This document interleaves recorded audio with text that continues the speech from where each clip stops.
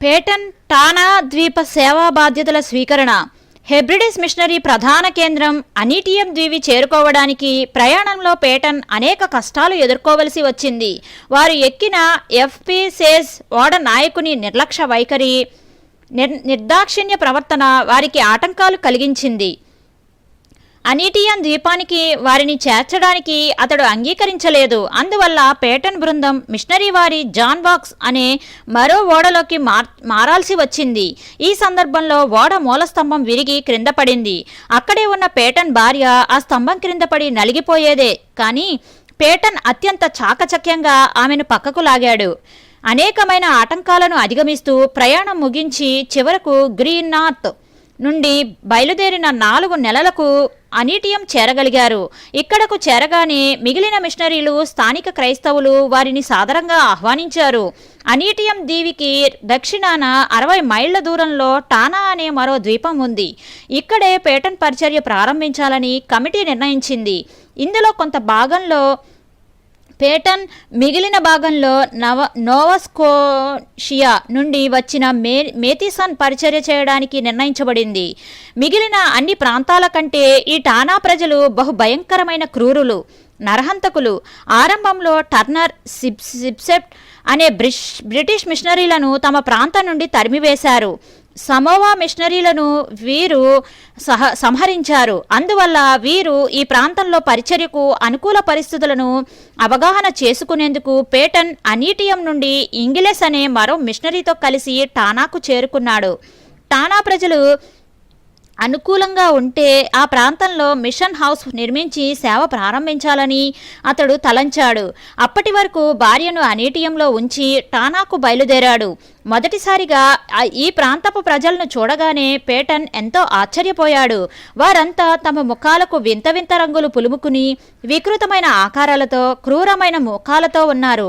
కొందరు ఎరుపు, కొందరు నలుపు, నొసళ్లపై ఒక రంగు, గడ్డం కింద మరో రంగు పులుముకుని ముడులు తిప్పిన తల వెంట్రుకలతో పక్షియక్కలు గుచ్చుకుని ఉన్నారు. పురుషులంతా దాదాపు దిగంబర్లుగానే ఉన్నారు. ఇలాంటి దైన్య స్థితిని చూసిన పేటన్ వీరికి మంచి చెడ్డల జ్ఞానం బోధించి వీరిని క్రైస్తవులుగా, కనీసం సంస్కారవంతులుగా చేయడం సాధ్యమేనా అన్న తలంపుతో ఒక్క క్షణం కలవరపడ్డాడు. వారంతా పేటన్, ఇంగిలిస్లను వింతగా చూస్తున్నారు. ఈ దీవుల్లో అనేకమైన తెగల ప్రజలు జీవించేవారు. శత్రు తెగల మధ్య తరచుగా భయంకరమైన యుద్ధాలు జరుగుతూ ఉండేవి. యుద్ధంలో జయించిన తెగల వారికి ఓడిపోయి చనిపోయిన వారి దేహాలను భక్షించే అధికారం ఉంటుంది. పేటన్ టానాలో అడుగుపెట్టిన సమయంలోనే ఒక భయంకరమైన పోరాటం కళ్ళారా చూశాడు. 2 శత్రు జాతుల మధ్య భయంకరమైన పోరాటం చెలరేగింది. వాళ్ళంతా పొదల్లో దాక్కుంటూ చేతుల్లో తుపాకీలు పట్టుకుని భయంకరమైన అరుపులతో తిరుగుతున్నారు. ఆ ప్రాంతమంతా యుద్ధ వాతావరణం నెలకొని ఉంది. వికృతమైన ఆకారాలు కలిగి ఉన్న వారంతా భయంకరంగా అరుస్తూ తిరుగుతున్నారు. స్త్రీలు, పిల్లలు భయంతో అన్ని దిక్కులకు చెదరిపోయారు.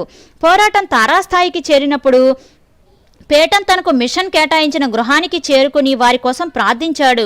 ఫలితంగా పోరాటం నిలిచిపోయింది. పోరాటంలో మరణించిన వారి దేహాలను విజేతలు తీసుకుని వెళ్లి తినివేశారు. ఇలాంటి అంధకార క్రియలు జరిగించే నరహంతకుల మధ్య పేటన్ తన పరిచర్య ప్రారంభించాల్సి ఉంది. టానా ప్రజల భీకరత్వం, నరమాంస భక్షణ పేటన్ తొలి అనుభవంలో చూడగలిగాడు. టానాలో తొలి కష్టం, భార్య మరణం. సరిపడిన ఏర్పాట్లన్నీ పూర్తయ్యాక పేటన్ 1858 నవంబర్ నెలలో తన భార్యతో కలిసి టానా దీవికి చేరాడు. తమ మధ్య నివసిస్తూ తమ మధ్య పరిచర్య చేయడానికి వచ్చిన పేటన్ దంపతులను చూడడానికి అనేక మంది వచ్చారు. అయితే వారు మాట్లాడే భాష పేటన్కు ఏమాత్రం తెలియకపోవడంతో వారితో ఏమీ మాట్లాడలేకపోయాడు. న్యూ హెబ్రిడీస్లకు సరైన భాషా విధానం ఉండేది కాదు. వారి భాషకు ఏ విధమైన లిపి కానీ, కనీస అక్షర క్రమం కూడా లేకపోవడంతో పేటన్ ఎంతగానో శ్రమించి వారితో సహనంగా ప్రవర్తించి ఆ భాష నేర్చుకున్నాడు.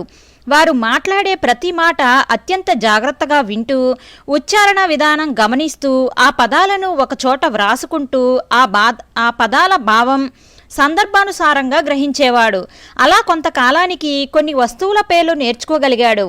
క్రమంగా వారితో సంభాషించడం కూడా అభ్యాసం చేశాడు. ఈ విధంగా ఎంతగానో కష్టించి అక్షర క్రమం లేని ఆ భాషకు మొట్టమొదటిగా లిపిని తయారు చేశాడు. ఆ ప్రాంతంలోని నోవారి, నౌకా అనే 2 తెగల నాయకులు ఎంతో ఆసక్తితో పేటన్కు సహాయపడ్డారు.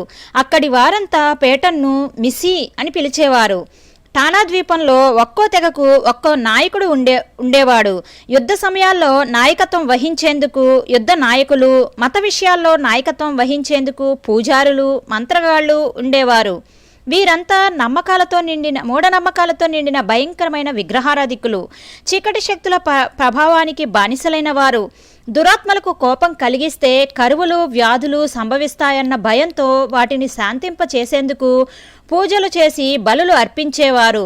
తమ పూజారులు వారిని భయభ్రాంతుల్ని చేస్తూ తమ గుప్పెట్లో ఉంచుకునేవారు.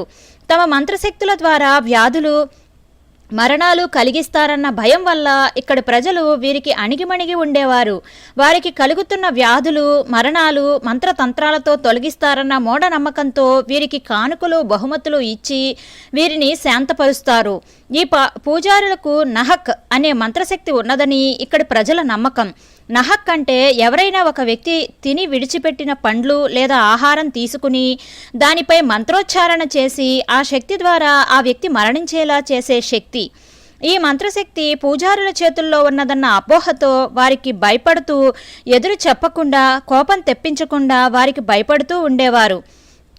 ఇక్కడి ప్రజలు మరణించిన వారి ఆత్మలను పూజించేవారు. ఇలాంటి మూఢనమ్మకాలతో జీవిస్తున్న ఈ జాతి ప్రజలను రక్షణలోనికి నడిపించడం అసాధ్యమైనప్పటికీ దేవునిపై భారం వేసి నిరీక్షణతో పేటన్ తన పరిచర్య ప్రారంభించాడు. అనీటియంలో ఉన్న కొందరు నరహంతకులు మార్చబడడంతో ఇక్కడ కూడా ఈ కార్యం సఫలమవుతోందన్న నిరీక్షణ పేటన్ కలిగి ఉండేవాడు. పేటన్ నివసిస్తున్న మిషన్ హౌస్ ఓడరేవుకు సమీపంలో తేమగల ప్రదేశంలో ఉండడం వల్ల తరచూ మలేరియా జ్వరం వ్యాపిస్తూ ఉండేది. కాబట్టి ఇంకా ఎత్తుగా ఉన్న ప్రాంతానికి తన ఇంటిని మార్చాలని పేటన్ ఆలోచిస్తూ ఉండేవాడు. అప్పటికే పేటన్ భార్య ఆరోగ్యం క్షీణించడం మొదలుపెట్టింది. టానాలో ప్రవేశించే సమయానికి ఆమె చక్కని ఆరోగ్యంతో ఉండేది. 1859 ఫిబ్రవరి 12వ తేదీన వారికి ఒక అందమైన కుమారుడు జన్మించాడు. ఈ వార్త అందరినీ ఆనందంలో ముంచెత్తింది. కానీ ఆ ఆనందం వెనుకే విషాదం దాగి ఉంది. పేటన్ భార్య 15 రోజులు తీవ్రమైన న్యూమోనియా వ్యాధితో బాధపడుతూ మార్చి 3న అకస్మాత్తుగా మరణించింది. కొన్ని రోజులకు పేటన్ను మరింత ఒంటరివాణ్ణి చేస్తూ వారి కుమారుడు కూడా మరణించాడు. పేటన్ను కూడా భయంకరమైన జ్వరం ఆవరించింది. అయితే అతడు ఎన్నటికీ ఒంటరిగా విడవబడలేదు. సర్వశక్తిమంతుడైన దేవుడు తన శక్తిగల హస్తాలతో పేటన్ను లేవనెత్తాడు. మరణించిన వారికి అంత్యక్రియలు జరిపించి అత్యంత దుఃఖాక్రాంతుడై హృదయంలో భారం నింపుకొని తన స్వహస్తాలతో భార్యకి, కుమారుడికి సమాధి తవ్వాడు. తన ప్రియులను పాతిపెట్టిన ఆ ప్రాంతవాసులను రక్షణలోనికి నడిపించే శక్తిని అనుగ్రహించమని కన్నీటితో దేవునికి మొరపెట్టాడు. క్రీస్తు ప్రభు సన్నిధి, ఆయన ఇచ్చే ఆదరణల వల్ల అతడు కృంగిపోకుండా స్థిరంగా నిలబడ్డాడు. మరొకరైతే ఇంతటి భయంకరమైన అనుభవాలను చవిచూసి మతిస్థిమితం కోల్పోయేవారే. కానీ పేటన్ సర్వజ్ఞాన సంపన్నుడైన దేవుని కార్యాల్లో ఎలాంటి లోపమో ఉండదు అన్న స్థిర విశ్వాసంతో పరిస్థితుల మీద కాక దేవుని వైపు మాత్రమే చూశాడు. అతని భార్య మరణవార్త విని పేటన్ను పరామర్శించి బలపరచడానికి బిషప్ సిల్విన్ పేటన్ దగ్గరకు వచ్చాడు. సమాధి వద్ద నిలబడి కన్నీటితో ప్రార్థించి తన చేతులు పేటన్ తల మీద ఉంచి దేవుని ఆదరణ, దీవెనలు పేటన్పై నిలిచేలా ప్రార్థించాడు.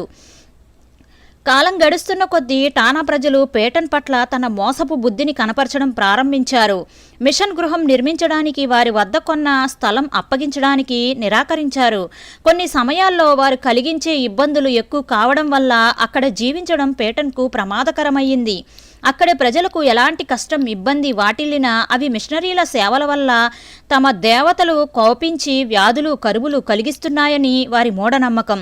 అలాంటి సమయాల్లో వారంతా పేటన్కు హాని కలిగించాలని చూసేవారు. ఒకసారి వాళ్ళ అరటి తోటలు వర్షాల లేమి వల్ల సరిగా పండకపోవడంతో పేటన్ను చంపివేయాలని లేదా ఆ ప్రాంతం నుంచి తరిమివేయాలని కంకణం కట్టుకున్నారు. కానీ సర్వకృపానిధి అయిన దేవుడు సకాలంలో వర్షాలు పంపించి ఆ సేవకుణ్ణి కాపాడాడు. ఈ విధంగా పేటన్ ప్రతిరోజు వారి మధ్య ఇబ్బందులు ఎదుర్కొంటూ పరిచర్యను కొనసాగించాడు.